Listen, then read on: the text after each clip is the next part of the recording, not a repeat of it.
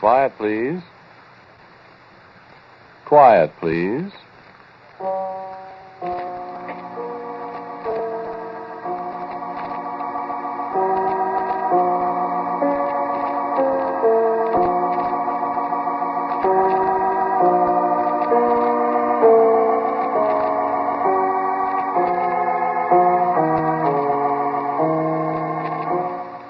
The American Broadcasting Company presents Quiet, Please, which is written and directed by Wyllis Cooper, and which features Ernest Chappell. Quiet, Please, for today is called Northern Lights.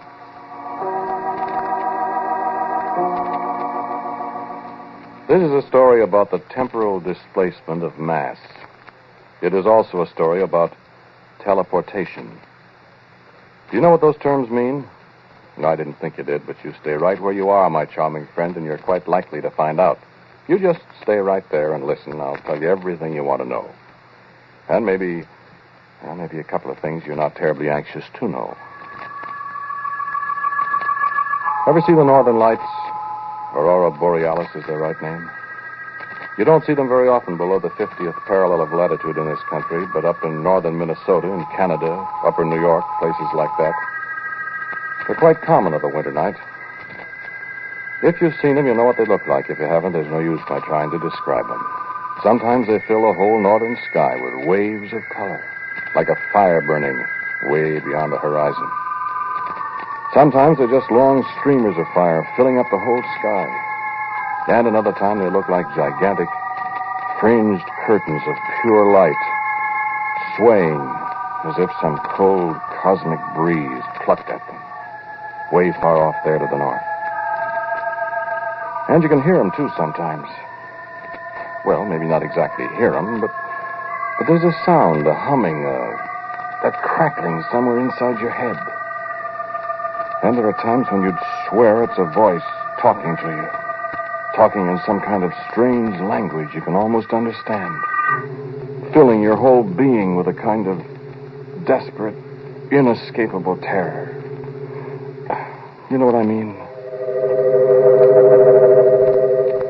At night, in the cold night, voices talking and saying things to you that you can almost understand, filling the night sky with signs and portents of inescapable terror. And nobody in the whole world knows what they are, nobody in this world at least, except me.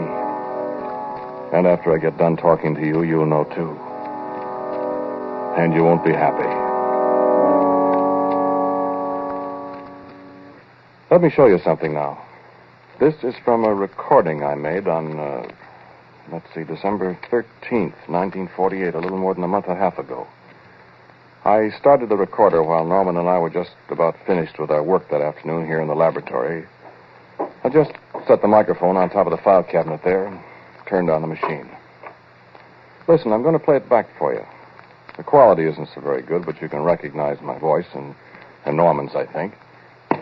Here. I got the call. Rewound now, I guess. Did you test it? How can I test it when I said I just got it rewound? Well, hurry up. It's almost 6 o'clock. Yeah. Well, it's dark, and I didn't realize the time. Hurry up. I'm hurrying. Be a display tonight, you suppose? How do I know? Been a display the last 3 nights. Well, that was a dinger last night, wasn't it? Yeah, the machine wasn't ready. Hey, listen, now, do you think you can do better than I can? Ouch! What's the matter? Oh, I stuck my finger. Where'd you put the copper sulfate? Up above the sink. Huh? I got it. What are you doing? Testing the coil. How's it? Oh, it looks okay. Hey, wait a minute. Yeah, it's okay. I'll be right with you. Hook it up. What are you going to send? You try my cigarette lighter. That won't work anyway. I won't miss it if we don't get it back. I don't know how the thing will work when the northern lights aren't shining. Well, maybe they are shining. Turn off the room light. Let's see. All right. Pretty early. What's the matter? Hey, look. Out early tonight. Oh, boy, that's fine. The whole sky. Look, blue and yellow. Yeah, I never saw those long fringes. Never the same. Outside, you turn on the recorder? Yeah. Yeah, it's turning over. Let's see. Now is the time for all good men to come to the aid of their party. Now leave it alone. You about ready now? What's funny about the Aurora? Northern Lights? Listen to this part closely, friend. Oh, I don't know. Remember what I told you. You can almost hear the darn things. Not hear them, I mean, but it's kind of like somebody talking to you in a language you can almost understand. I don't know. I mean, you ever notice it? Sure. High frequencies, I guess. Something. Awful lot we don't understand. Look, you go over there at the recorder and talk into the mic. Talk what? Well, just describe what happens for the record. I'm no announcer. I know you're not. But just say what you see so we'll have an accurate record. Okay. Now? Go ahead. This is an experiment in the temporal displacement of a solid object. In other words, the first actual demonstration of a time machine, if it works. It'll work all right. Go on. Paul is now placing his old beat-up cigarette lighter on the stage of the hypercucambulator, and he is now setting the microchronometer to determine how far into the future he's going to send the lighter. Well, how far, Paul? 10 seconds. 10 seconds. At the end of that time, if our calculations are correct, and we hope they are, the cigarette lighter will reappear. In that period of time, it will have been into the future. We could send it farther into the future if we wanted to, I guess, but we'd just have to wait that much longer for time to catch up with it and make it reappear. But 10 seconds, we can prove our point by sending it 10 seconds into the future just as well as 10 years ahead, and this way we don't have to wait so long. Hey, how am I doing, Paul? Go into your commercial. When Paul presses the little button, the cigarette lighter will turn to nothing. That's not right. It'll be here, but it'll be 10 seconds. Listen away. closely, please. Yeah. Well, now, What's going to happen? Mr. Paul McGilligan, a famous mad scientist, is about to press the big old button and send his lighter into the future. You ready, Paul? Here we go. Stand by. Look, Norm. By golly, it is gone. It just disappeared. Bang, like that. Hold your watch up close to the mic, Paul, so it'll record. Yeah. There isn't a sign of the lighter. The little stage on which Paul placed it is empty, and it should appear again in just a second if it really did work. 3, 2, 1. It's back! It's back, Norm! It worked. We made it. Oh, man, let's see if it's all right. Oh, gee. Oh, now what? Oh, the lighter. Oh, it's cold, Paul. Ooh, here. Take it, Paul. Take it. Oh, it's freezing cold. What do you know? The darn thing's like a piece of ice. Now, where the dickens do you suppose it's been in that 10 seconds? No, wait, friend. That's not the right. payoff You yet. said only in the future. Listen. And time's caught up with it. It's back, but... Hey, Paul, look. Where did that come from? What? There on the stage where the lighter was. Where'd that come from? In the middle of winter. What is it? It's a caterpillar, Paul. A brown and black caterpillar. Well, where do you suppose it came from? Well, it wasn't there. I'll tell you where it came from, Paul. What? It came from the same place where the cigarette lighter went. What are you talking about? Well, feel it, Paul. Feel its fur. See? It's as cold as ice, too. A caterpillar. A little brown and black caterpillar, the kind they call woolly bears. You know, larva of the tiger moth, the Icea Isabella. In the dead of winter and as cold as ice. Where did it come from? Huh? You want to know. Incidentally, you know, the old-timers say that the woolly bear caterpillar is a weather prophet. If the brown bands on his fur are narrow, there's a severe winter ahead. If they're wide, it's going to be a mild winter. Yeah, maybe. This one, you could hardly see the brown bands. Tough weather ahead, that's what the old-timers would say. But where'd she come from? She wasn't there when we put the cigarette lighter on the stage. When time caught up again, there she was. She? Sure, Isabella. Icea Isabella. I told you, remember? Well, she was wiggling happily when she arrived from somewhere in the future. But as she warmed up, she seemed to go into a trance, almost a death-like trance. So Norman said, put her in the deep freeze. Maybe she'll come to again in the cold. So we put her in the deep freeze. And in half an hour, when we looked in at her, she was wiggling happily. At 10 degrees below zero, friend. Now, can you tie that? My goodness, she should have been frozen solid. Well, nothing special happened for a couple of days. That, you remember, was a month and a half ago, December 13th, 1948. Where were you on the night of December 18th? Saturday night, a week before Christmas. I'd been Christmas shopping in the afternoon, I remember. I came back to the laboratory to check up on some stuff, and Norman was there, fiddling with things. Hi, Norm, I said. How's Isabella? You know something funny, Paul? What's the matter with you? Who, me? You look so pale. You sick? Eat something disagreed with you? Paul, Isabella's singing. Singing what? Isabella's singing?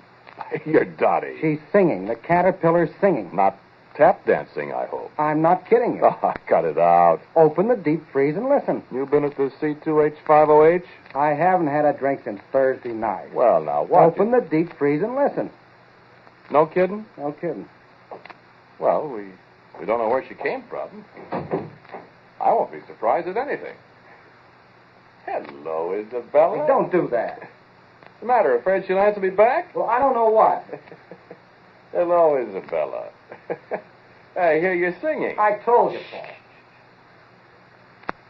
I don't hear anything. Now, listen, Paul. I haven't lost my buttons. I've been hearing it all afternoon. I couldn't figure out what was doing it, and then I noticed it was louder alongside the deep freeze here. So I opened it up and stuck my head inside, and it was coming from her. Yeah. What does it sound like, Norm? Well, I don't know.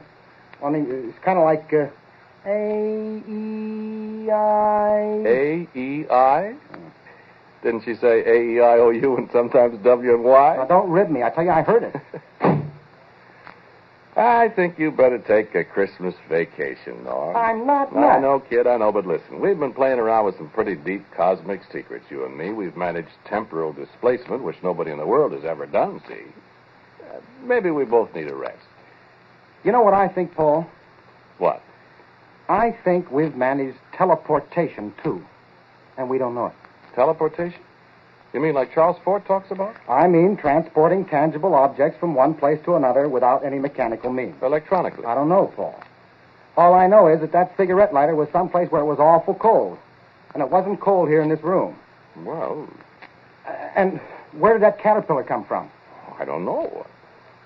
It came from wherever that cigarette lighter went, Paul. But where? I don't know, somewhere. And you know what? I'm going to find out where it came from. You are? And how, may I ask you? I'm going to modify this gadget of ours, this hypercucambulator, so that it'll carry a man. And then, my dear boss, I'm going to sit down in it and have you send me out there somewhere in time and space and come back and tell you all about it. That's all for tonight, Bud. What? Come on, I'll take you out and buy you a drink. I'm not fooling, Paul. Okay, you're not fooling, Norm. Get your hat and coat and come on. I prescribe hot-buttered rum. Well... Turn off the lights. Will you listen to me for a minute? Turn off the lights. I want hot-buttered rum. Okay. Gosh, look out of that window. The northern lights. Oh, they're really bright tonight. They sure are. Look how they pulse. Up, down.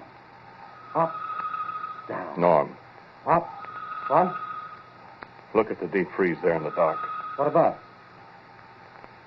You see it? Light, Paul. Light. It's...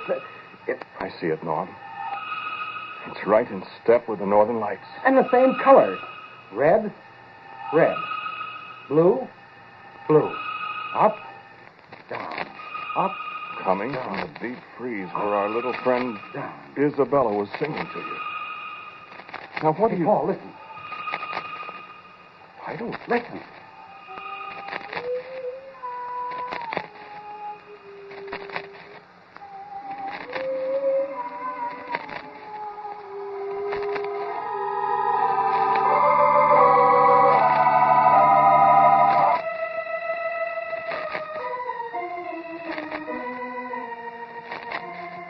We never did get that hot-blooded rum.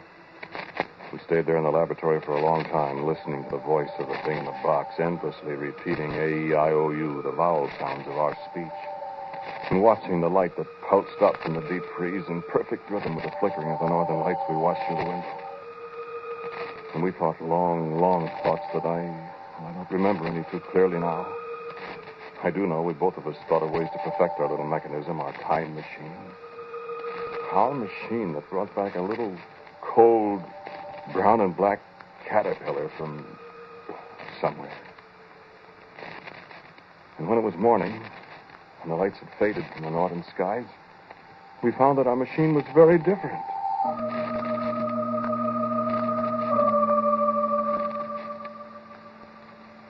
The stage where we found the caterpillar was larger now. I had only a vague recollection of what had happened in the night. I said to Norman, I said, what did we do last night? I don't know for sure, Paul. Did we rebuild that thing? Make it larger? I don't know. I think I dreamed I was working on it. I think I hit my finger with a hammer. I see. Thumb's all bruised. Certainly looks it. Well, nobody could have gotten in here. The door's locked. The machine's certainly different. This coil I fixed, look, it's rewound different. Did I do that? My head hurts. Yeah, mine too. I don't get it. I don't either. I wish I could. Listen, Norm. What? Maybe we did change it. Well, how could we have done all that by ourselves? I got an idea. What? Why, maybe Isabella helped us. The caterpillar? Oh, let's see, shall we? Open the deep freeze. Well, I opened it. It was empty. There wasn't any brown and black caterpillar in the deep freeze. We took a flashlight and looked over every inch of it. We stood there and looked at each other for a whole minute. Norman said, well. I just shook my head. We went over and sat down. All of a sudden I said, I found her, Norman. And there she was. There was little Isabella, the caterpillar, crumpled up, stone dead on the floor of the laboratory. And you know, caterpillars have little tiny paws. And one of Isabella's paws was the end of a long piece of wire that ran up to the generator coil. Well, how did she get out? And I said the thing couldn't be opened from the inside. I said it was fastened down tight when I took the lid off just now. But she did get out. Maybe she did help us, Norm, I said.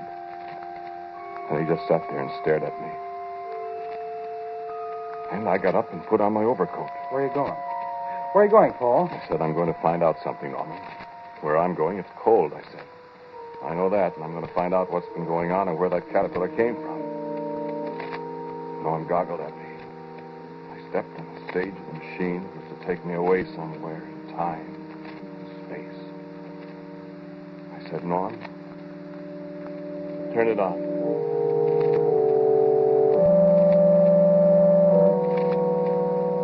Finally, he reached over and touched the switch. He didn't say a word. And I braced myself. I nodded at him. Go ahead, I said. And he pressed the switch. And nothing happened at all. Nothing. Why? I know, Paul, I know. It's daylight, and there aren't any northern lights.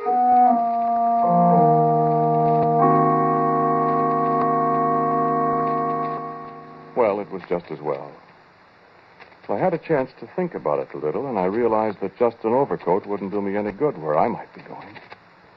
And so when it was dark night again and the northern lights were flickering and dancing in the sky, I put on a high-altitude aviator suit that had its own source of heat supply. Norman shook his head as I got back on the stage, nodded for him to press the switch.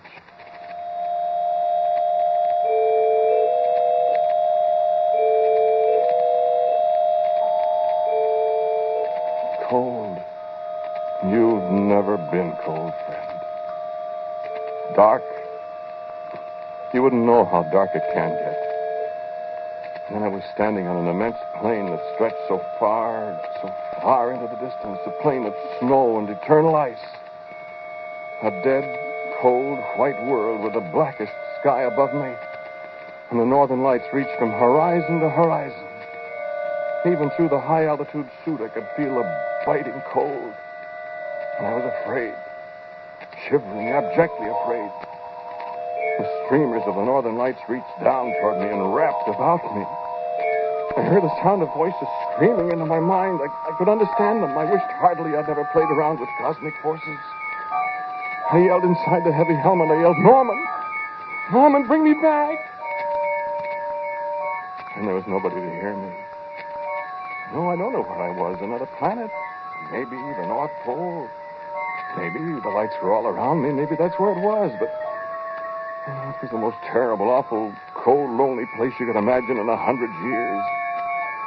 The lights, the flickering, living lights crawled over me and beat at me. I could almost understand what they were saying. And then the crash. The sudden blackness. I was standing again in the laboratory I'd left only a few short seconds ago, and Norman was tearing at the fastenings of my suit and beating at me with both hands. I wondered what in the world he was doing until I got the helmet off. He was brushing caterpillars off me. Thousands of cold, freezing cold, brown and black Isabella caterpillars. I was in bed for a week or more, I don't know how long. Wherever it was I'd been, I'd nearly frozen to death in those short seconds. And at last I was able to come back to the laboratory. I sat there that night with Norman. And outside the windows, the northern lights were brighter than they'd ever been before. Purple, green, yellow, black lights even. And there was a new rhythm tonight. A kind of code, almost words, thoughts, not quite formed and yet curiously disturbing. Norman, though, didn't seem to be as disturbed as I was. He just sat quietly and looked at me. Where did those caterpillars come from, Paul? I don't know. Where I was, that's all I know. Did they attack you, or? I don't know. They came from the lights. The lights? The northern lights. Where are they, Norman? The caterpillars? Yes.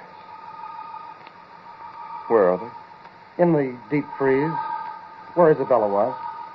Poor Isabella. What's the matter with you, Paul? I'm listening. Listening to what? Well, don't you hear them?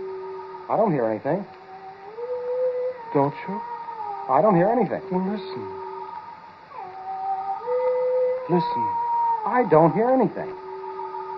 Turn on the recording machine. I want to see if we could pick up their voices. There isn't anything, Turn it Paul. on. Turn it on. I want a recording. Quick. Quick, Norman. They're talking to us.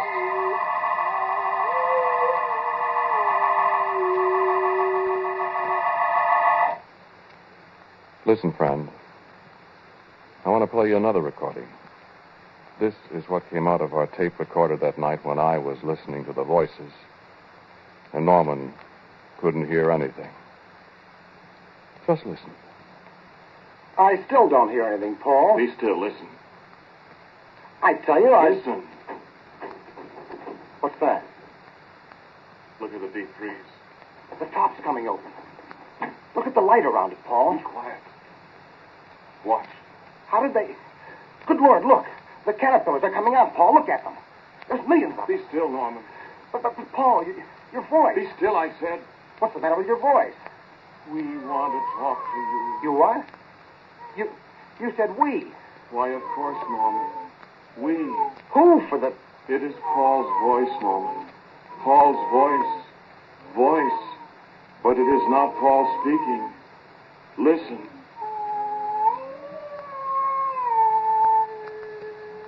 We speak to you.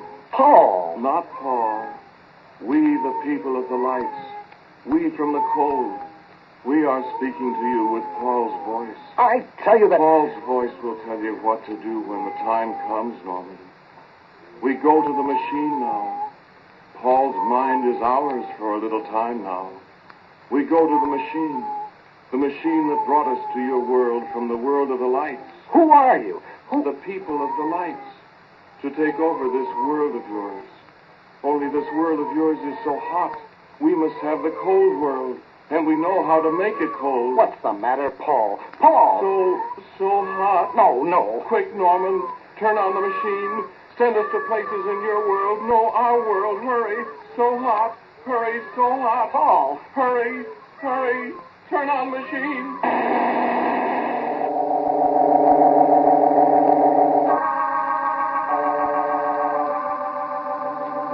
That's the end of the recording. No, I don't know.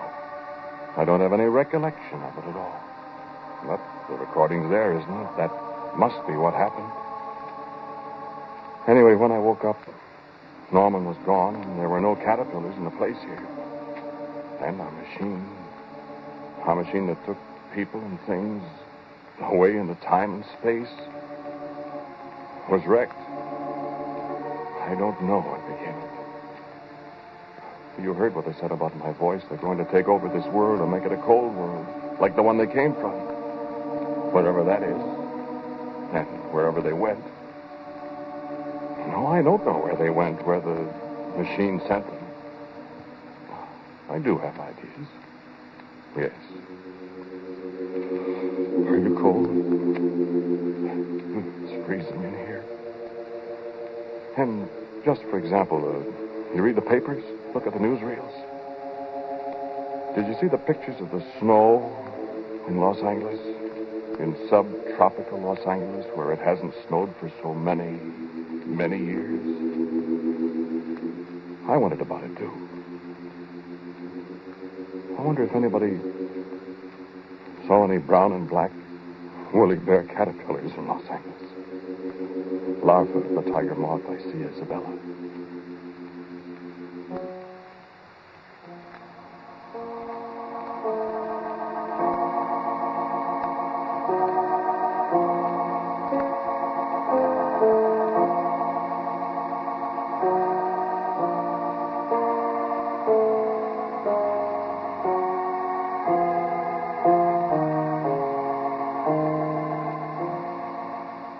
The title of today's Quiet Please story is Northern Lights.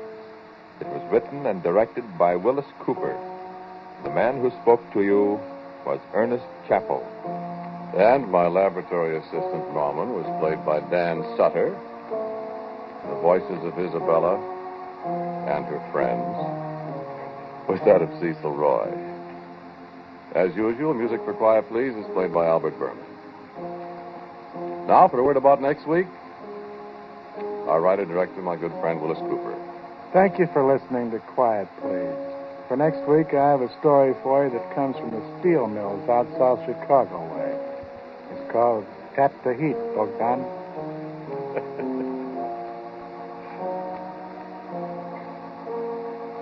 And so, until next week at this same time, I am quietly yours, Ernest Chappell. And now, a listening reminder. How are your predictions of things to come? What's your batting average? Compare your average with a man who has made predicting